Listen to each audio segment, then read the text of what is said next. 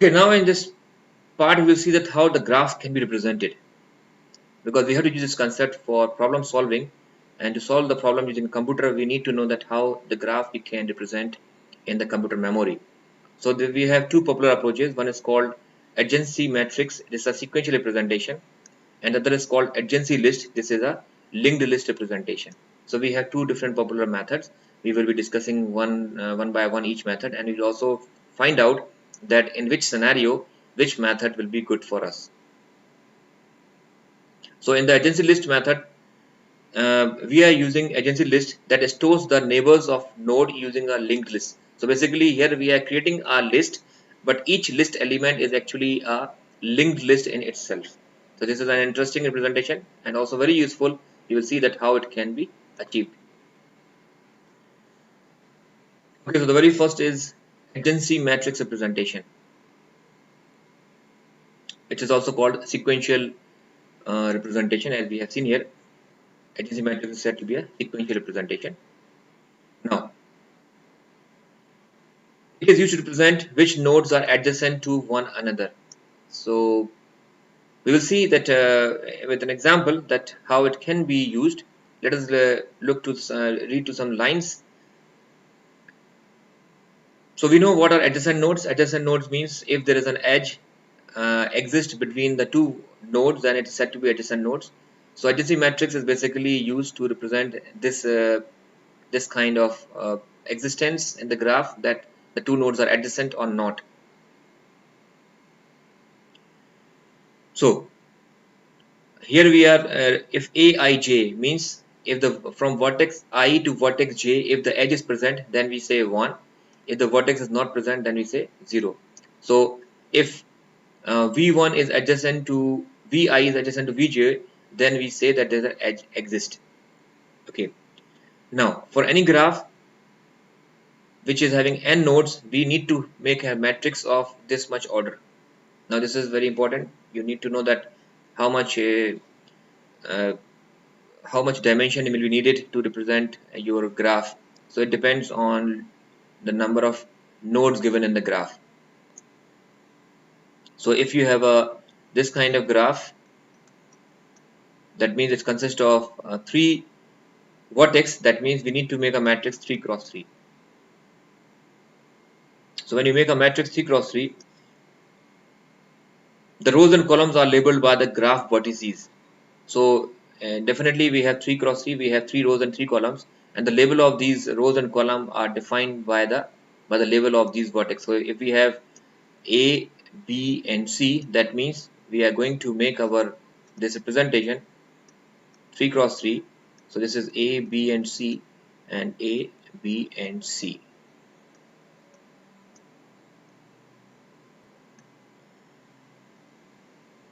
Okay, so how we are going to represent? We will make one this kind of matrix where their row and column names are defined by the name of the nodes, and then these cells will contain value either 0 or 1. Because this entire representation is keeping the value 0 and 1, it is also said to be a bit matrix or boolean matrix, because the entire matrix are consisting only 0 and 1. Now the value 0 means that there is no edge exists between the two nodes, and 1 means that there is a edge exists between the two nodes. For example, if I say this column, if I write 1, that means there is a edge exists between B and C. If I write here 1, that means between the A and C the edge exists. If I write here 0, that means from from B and A there is no edge exists. So this is how we can represent our graph using this notation. So here you will see some examples of adjacency matrix. We have different graphs given, and also um, we are also provided the matrix representation. So this is what we see graphically, but this is how we are representing in the memory. And this represent the same thing. So here you can see this is your directed graph A, B, C, D, E. So we can write A, B, C, D, E in the rows and column. And you can see here we have a path from A to B. So we'll write from A to B we have 1. But from B to A we don't have a path. So from B to A it is 0. Similarly we have B to D. So B to D we have 1. but from D to B we don't have. So from D to B we have 0. So similarly you can see that 1 means that there is a path exists or the edge exists between the two vertex. 0 means there is no edge existing. Now if you look at this, here we don't have any loop. In this graph we don't have any loop, but here you can see we have a loop. So what difference you can find that when you find that any vertex is having a loop, then for example B to B is having a loop, so B to B we have a value 1. Normally if there is no loop in the graph, that means this diagonal will always be 0, because this diagonal value represent the path between the node itself, means A to A, B to B, C to C, D to D, E to E. But if you look at this, because we are having a loop or the path or the edge between B to B, so we have one value here in the diagonal. Okay, now look here. This is again the same representation, but here you can see, here we cite A to B is a path, but B to A is not a path. But if you look here, A to B is a path, A to B is 1, and also B to A is also 1. If you look here, E to C, E to C means this E to C is 1, and similarly C to E is also 1. So because when we say undirected graph, then edge means we have a possibility to move in both the ways, B to C and C to B.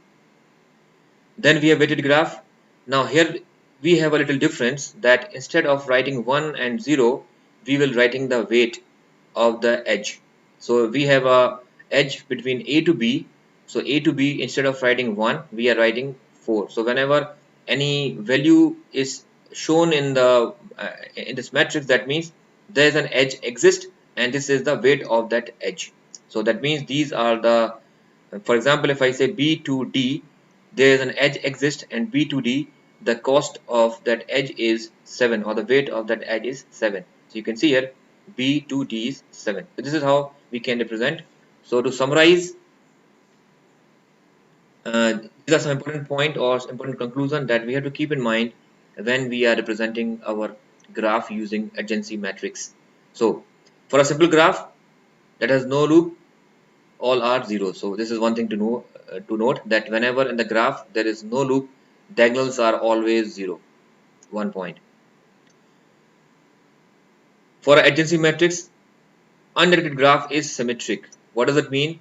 Because when I say AB, that means we have path from A to B and B to A. That means if you look at this graph, this is a symmetric matrix, means whatever you see here is actually similar to here.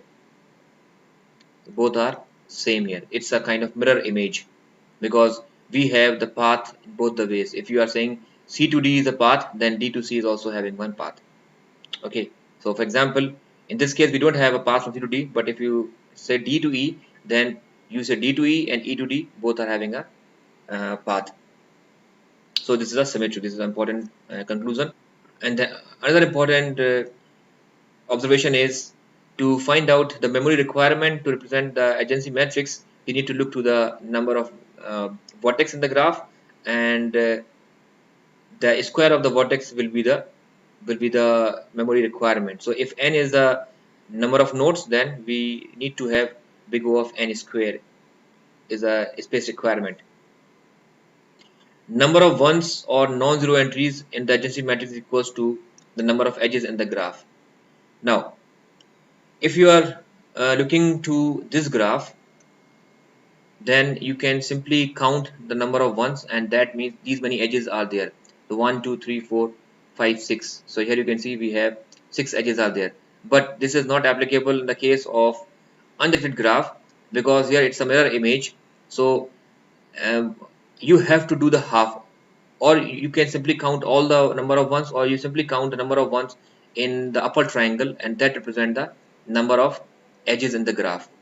Likewise, means in the case of directed graph, we have to count the number of ones in the entire adjacency matrix, but to find out the number of edges in the undirected graph, you need to count only number of ones in the upper triangle or the lower triangle. And the final conclusion or the observation is that in the weighted graph we are not writing 0 and 1, but we are writing the weights of the edges in the adjacency matrix. Okay, so moving to next. Then we have another representation called adjacency list representation. This is very important and frequently used in various implementation. So this consists of the list of all nodes. So in the adjacency list, as the name suggests, list. So we are going to make a list of all the nodes, and the element of each list is actually a linked list. So how this thing can be maintained, we'll see here. So this list contains the name of all of the nodes that are adjacent to it. Means every node will contain a linked list of every other node or every other neighbor node. So what does it mean, or what are the key advantage of this is? The key advantages of this kind of representation is it is easy to follow and clearly shows the adjacent nodes of a particular node. So basically this is very useful, very easy to implement, and by looking to any list value you can easily find out who are the neighbors of any given node. Now second important point is this is basically used to represent the graph which have less number of edges, or you can say it is preferable to represent the sparse graph. Now sparse graph is basically a graph where the edges are actually less because it does not contain cycles, it does not contain parallel edges. Adding a new node in G is easy and straightforward when G is presented using an adjacency list. So also to add any node uh, in this graph is also very straightforward method. Like in the adjacency matrix, if you add any node into the graph, then the entire dimension of the matrix will change, because we need to take n cross n matrix to represent our graph. So if you are going to add any matrix, the entire dimension is going to change and you need to do a lot of modification. So making changes in the adjacency matrix is somewhat complex compared to the adjacency list. And if you want to make a conclusion that in which scenario which approach is good, so if you are having a sparse graph is a graph where we have less number of edges, as then we go for the adjacency list. But if the number of edges are more, then we will go for the adjacency matrix. Now let us look to the adjacency list representation. We have some graphs. This is how we can represent, and this is how it is stored in the memory. So A, B, C, D, we have 4 vertices are in this graph. So we will make one list A, B, C, D, and every element of this list will represent the neighbors.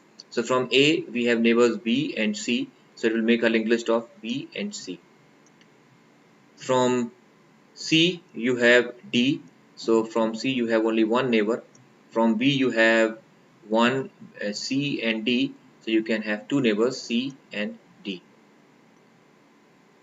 So at any point of time you can look to the node and immediately you can find who are the neighbors by going to the linked list. Now look here, if you look to this is undirected graph. So here you can see from A we can go to B and we can go to D. So from A we can go to B and D. Similarly from B we can go to A, C and D. So from B you can go to A, C and D, and then we don't have any path, so the last node will be having a null address. That means we don't have any further neighbor. Now if you look to this representation here, our node consists of two fields, the neighboring node field and the address field. So every time you can see the node is having only two fields. One is for the data, the node value, and the address. But when we talk about the weighted graph, the node must be consisting of three fields. One field is to write the node identity, the label of the node, and then the weight, that what is the weight of that particular edge which connects to this node. From A to B means if I am going to connect A to B, then the weight is 4. So if you look at this graph, we are using the same representation. The only difference is here the node is consisting of three fields. One field is for the labeling, the second is for the weight, and third is for the address. So let us look here.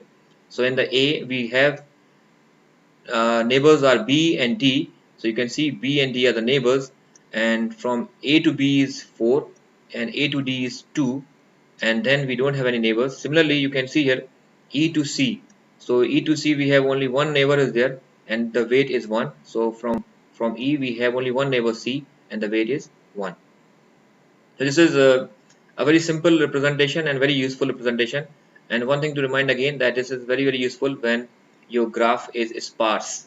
Okay, so when the graph is sparse, your edge is very much equivalent to V, but when your graph is dense, then your number of edges will be can go up to V square. So it all depends the nature of the graph, and then accordingly we have to select the representation. So this is all for the graph. We have discussed about the formal definition of graph, the basic terminology that is used in graph, and the representation, adjacency matrix and adjacency list. In the next video, we will be talking about that what are the different traversing technique, that how we can visit to every node or every vertex of the given graph. So we have some popular techniques available. So we'll be discussing in the next lecture. This is all for this lecture. Thank you very much.